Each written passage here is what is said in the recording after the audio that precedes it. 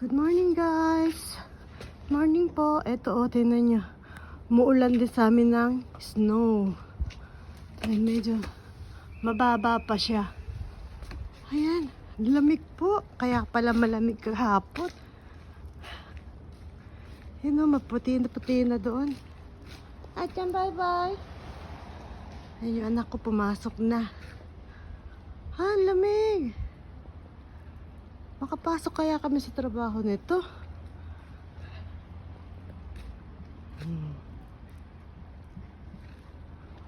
Ayun o. Sabi.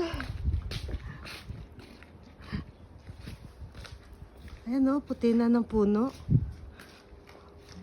Pag maghapon tong mulan, ako, patay.